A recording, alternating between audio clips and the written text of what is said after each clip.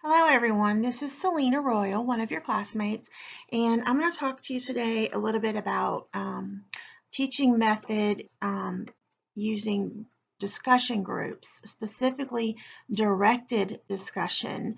So this is my preferred teaching method of choice when working with adult learners. I often lead conferences and trainings where I have 80 to 100 participants, and I utilize this teaching method often, directed discussion.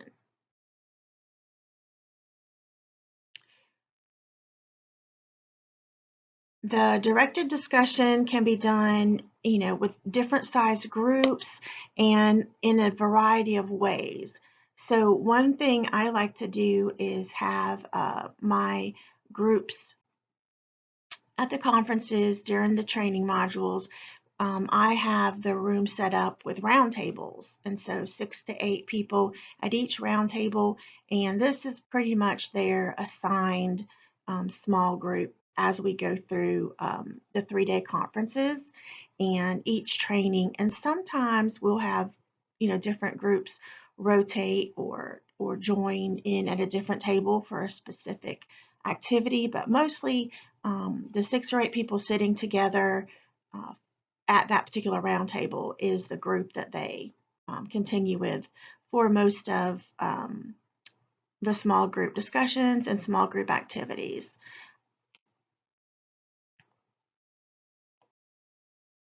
So directed discussion usually involves a facilitator or a leader, and so that's where the directed part comes in.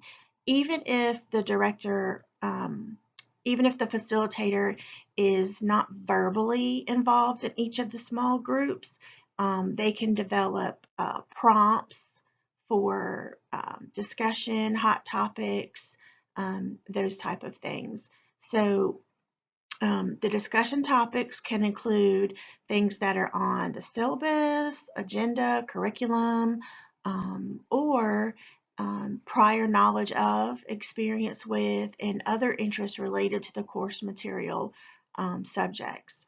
So again, the main difference between this and just a regular group discussion is that there's some direction and facilitation, and even at the small groups for the training conference that I do, I usually kind of ask for a volunteer, um, at least one person at the table that kind of help act as like a mediator or a facilitator for that particular um, small group, and that usually helps a lot.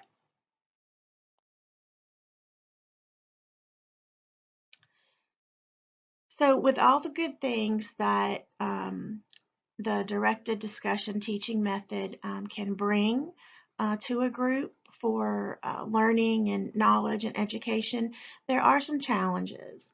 Um, Again, you'll notice I have involves a facilitator. So yes, one of the good things is that it involves a facilitator. One of the challenge can also be that it involves a facilitator, and so not everyone has a great group presence and is able to carry and lead and do the implementation of a directed discussion. And I noticed that again with the small groups um, at the round tables for the training conference, where I use this type of teaching method often.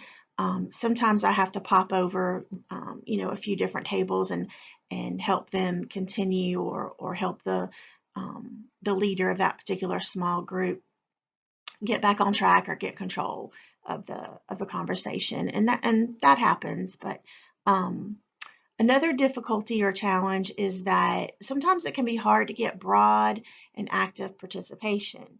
You may have 2 or 3 out of a group of 8 that are very involved and very interested, and you may have others that are not. Um, and that can be difficult.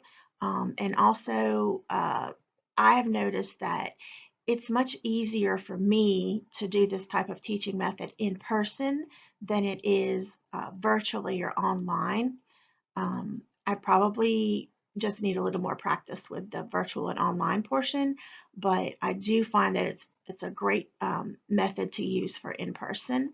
Another difficulty can be if you have an overbearing group participant, if you have someone that just um, wants to take the lead and doesn't offer opportunity for others to share or, you know, share different opinions or have, additional input into the discussion. So sometimes that can be troublesome. And then also you have the runaway tangents. So, this type of training and, some of the subjects we deal with for my adult learners are pretty broad and can be varied. And it's, sometimes it can be interesting to hear about, someone else's experience and other things, but we want to, try to stay on topic as much as possible.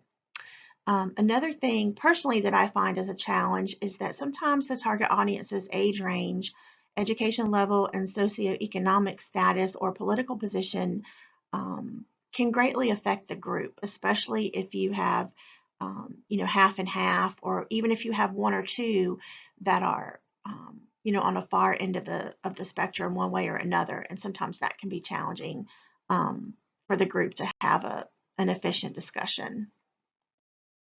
So benefits are that it involves a facilitator, again, so that you have a leader that can either, control or limit, or interject and keep things on track.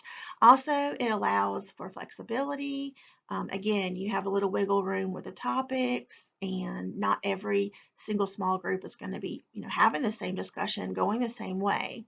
And it can be useful in different types of group sizes, of small groups. So you may have the roundtable groups, like I said, or you may have a classroom where you just divide up, 20 students and have, two groups of 10.